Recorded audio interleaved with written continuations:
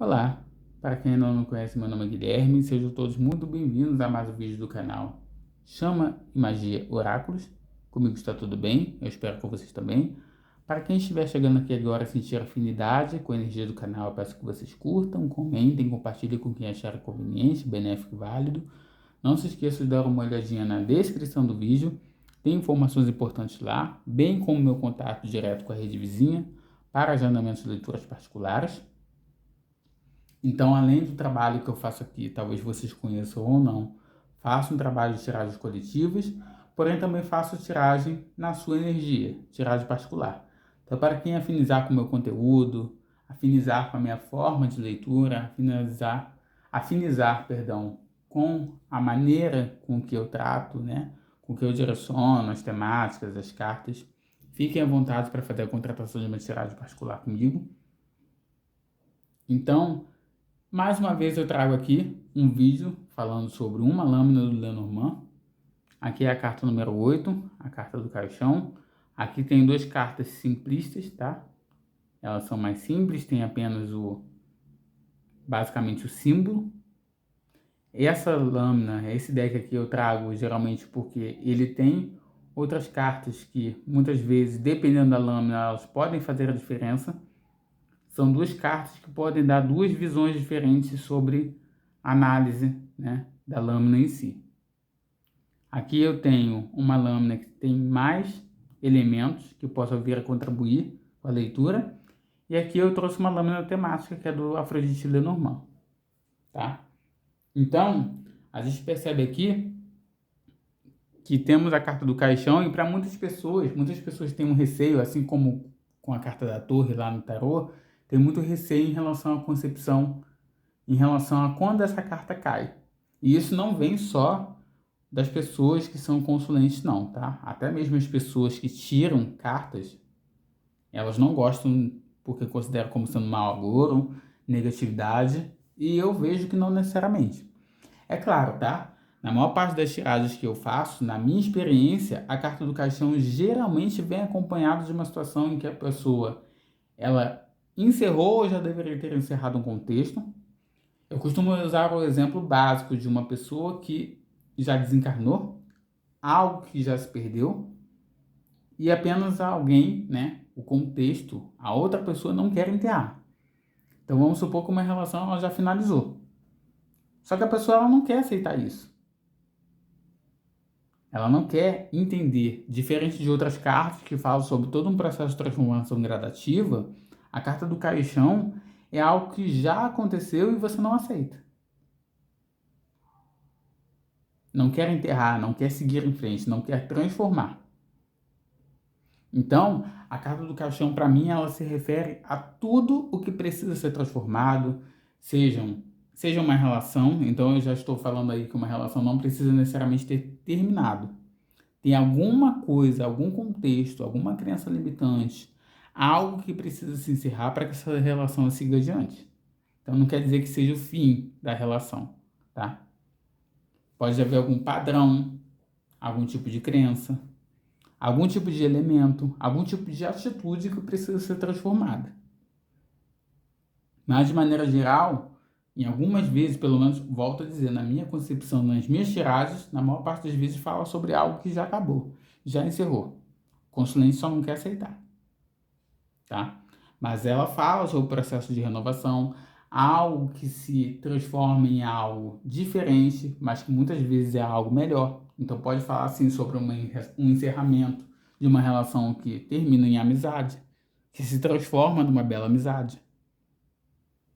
É óbvio, né? Dependendo da carta com que o caixão vem acompanhado, eu não trato sobre essa questão na minha tiragem, na minha mesa de jogo. Mas sim, pode falar sobre a questão do desencarne físico. Mas não é sempre, então as pessoas elas ficam extremamente desesperadas, né? Porque é como se o caixão só falasse sobre isso, e não necessariamente. Vou dar um exemplo básico para vocês de uma tiragem, tá? Aqui, vamos supor que a pessoa peça um aconselhamento em relação... Eu vou dar um exemplo de relacionamento porque é a coisa que as pessoas mais tiram, né? Então a pessoa pede um aconselhamento em relação ao contexto dela, romântico, que não está indo muito bem. Tem alguma coisa que precisa ser regada. alguma coisa que precisa ser vitalizada, alguma coisa que precisa ser enxergada, algo que a pessoa considera como sendo algo ruim e a pessoa precisa enxergar o lado bom. Alguma coisa precisa ser podada, porque a gente tem aqui as rosas, e as rosas, para que elas possam crescer de uma maneira mais bela, elas precisam ser podadas de tempos em tempos. Senão essa relação ela tende a passar por uma transformação talvez não muito agradável. Aí passar por aquele contexto de encerramento. Tá? Aí estão vendo como que nem todo contexto fala necessariamente sobre o encerramento que já se deu, como eu falei anteriormente. Nas minhas experiências foi algo que geralmente já se encerrou e a pessoa não quer aceitar. Mas nesse contexto aqui, não. É algo que ainda tem chance de reversão. Ainda tem chance de não murchar. Ainda tem chance de não morrer. Mas precisa ser enxergado do lado belo. Algo negativo, vamos supor que a gente considera aqui, vendo a sua intuição como veio nesse momento aqui, as pragas, que também pode assumir aí o processo, assumir o contexto e vir a prejudicar essas flores. As coisas que são danosas e negativas à relação precisam ser retiradas. Muitas vezes é um processo de sensação de autossuficiência que faz com que a outra comece a sufocar, né? Às vezes pode ser até um processo de sufocar. As flores, né? Estão entendendo como que a coisa é fluida? Como que uma lâmina ela acaba te dando percepções, possibilidades. Aqui pode ser que tenha alguém sufocado. As flores, se elas forem sufocadas, elas não sobrevivem. Então pode ter algum contexto de sufocar, algum contexto de... A gente tem as flores que falam sobre algo muito belo, um ciúme por alguém que é muito belo. Você acha que aquela pessoa que se relaciona com você é muito bela. Então aí você tem um ciúme extremo que pode vir a fazer com que essa relação se encerre. Você sufoca a pessoa e sufoca junto a sua relação. E aí não vai ter choro nem vela, meu bem. Reparem que é como se essas rosas aqui, elas estivessem aqui, olha. A mesma cor, basicamente. Então, se você não cuidar, podemos falar também sobre uma relação, como eu falei anteriormente, que não está sendo regada, não está sendo cuidada. Precisa haver mais encontros românticos. Precisam haver mais situações de amorosidade. Mais oportunidades em que se mostra o sentimento. Tá? Para que a relação ela não venha finalizar. Ou então, de qualquer forma, alguma coisa que precisa, algum desses contextos que eu apresentei anteriormente precisa ser transformado. E aí, tá? Se eu estivesse numa tiragem agora, eu posso falar para vocês que eu tiraria uma outra carta. Vamos supor aqui, vou dar um exemplo, eu tiro a carta da foice, né? E aqui vem o mesmo contexto. Um exemplo. A gente tem uma relação que é muito sadia, muito sólida, mas existe muito ciúme. Essa situação, ela precisa se transformar. Ou realmente vai haver o corte. Para essa relação, ela seguir adiante, dar mais frutos, dar mais flores, né?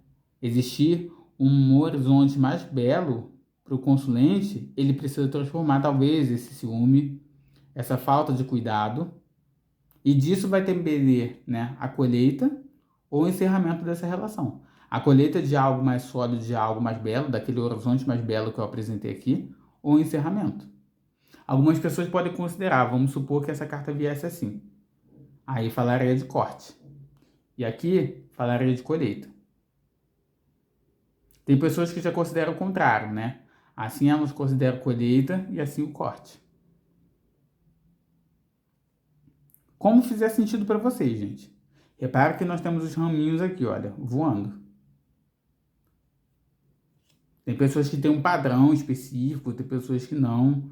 Para mim, por exemplo, vai ser de acordo com o que eu senti. Aqui eu senti muito uma condição mútua. Vocês viram? Vocês perceberam? O corte ou a colheita, eu não vou fazer a consideração de invertido, não. O corte ou colheita vai depender dessa transformação ser realizada ou não. E por que a carta tá? É óbvio, né? Mas eu vou explicar para vocês por que eu considero a caixão como uma carta da transformação. Porque após o processo de desencarne, aquele corpo que está ali dentro do caixão, ele vem a se decompor. Tanto a madeira, né, ela vai ser decomposta, quando o corpo ele vai ser não só decomposto, como se transformar em algo diferente, algo novo, em adubo para o solo, dependendo do ambiente onde ele estiver enterrado. Oportunidade também de alimento para outros organismos, coisas que quase ninguém, né, os micro-organismos se alimentam. Então tem pessoas que consideram, tem gente que diz, depois que você morre, você não é nada. Não, mesmo após você morrer, tanto o seu corpo físico quanto o seu corpo etérico, quanto o seu corpo espiritual, como vocês queiram, né? Vai sim servir de algo mais proveitoso. Então, o aproveitar nunca se encerra. Por que eu estou falando isso? Porque tem muitas pessoas que não aceitam um término que vira uma amizade. Acham que acabou a vida. Não. Essa transformação veio para o bem. Aquilo que eu falei lá no início. Você transformar uma relação romântica numa amizade, principalmente, cada vez mais está sendo mais difícil. Porque as pessoas consideram como sendo o fim do mundo. A carta do caixão não é o fim do mundo. É uma transformação que precisa ser realizada. Por mais dolorosa que seja. Tá? Então vocês percebem que com esse exemplo, eu já tenho mais possibilidades de análise aqui para vocês. Tá? Eu nunca aconselho, tá? Eu não gosto de fazer aquela coisa de tirar, vou tirar. Existem decks que servem para isso. Mas eu não gosto de, para um consulente, por exemplo, tirar uma carta só. Para tirar como aconselhamento para o consulente. Eu gosto de cartas que se combinam. Pelo menos 3 cartas eu gosto de tirar. Em cada situação vai ser de uma maneira, né? Na maior parte das vezes eu tiro 5 cartas. Agora, algumas vezes eu sinto sim de tirar ainda assim que eu tire 5 cartas, clarificação para uma daquelas cartas, 2 cartas. Vai depender. Deixa eu dar um outro exemplo para vocês.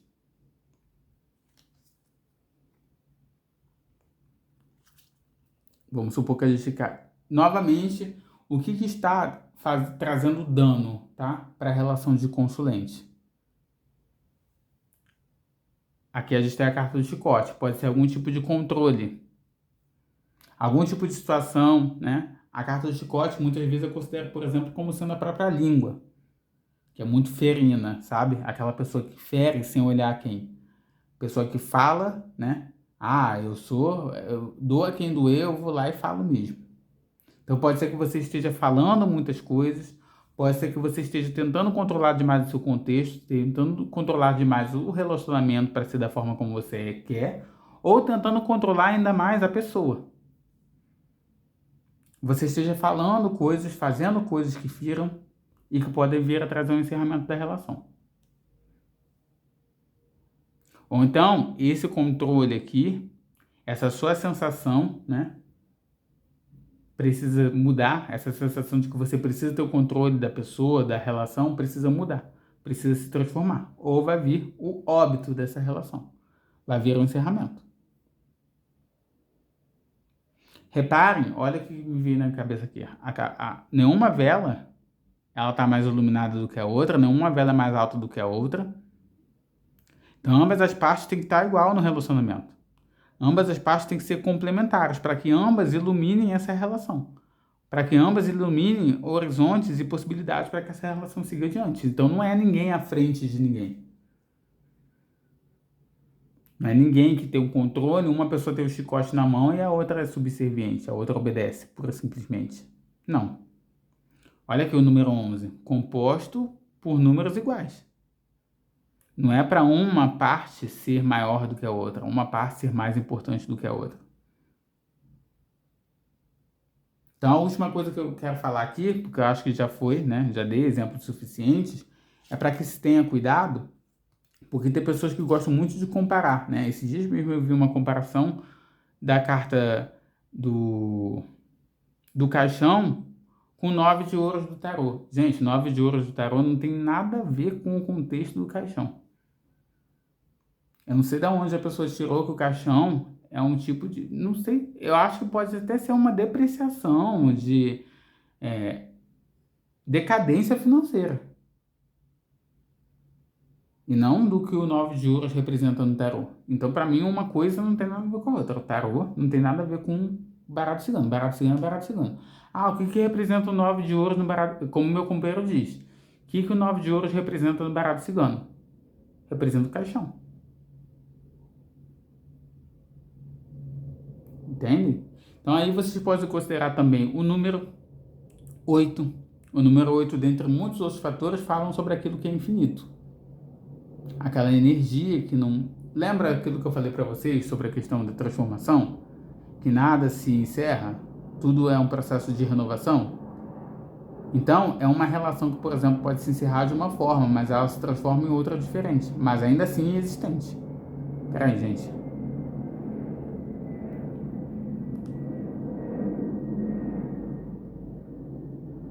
O aeroporto fica bem aqui perto, então aqui é a rota.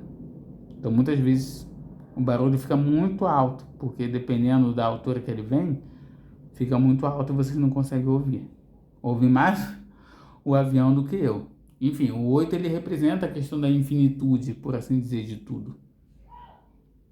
Ele lembra o ciclo constante, que pode se transformar, mas que ainda assim não se encerra.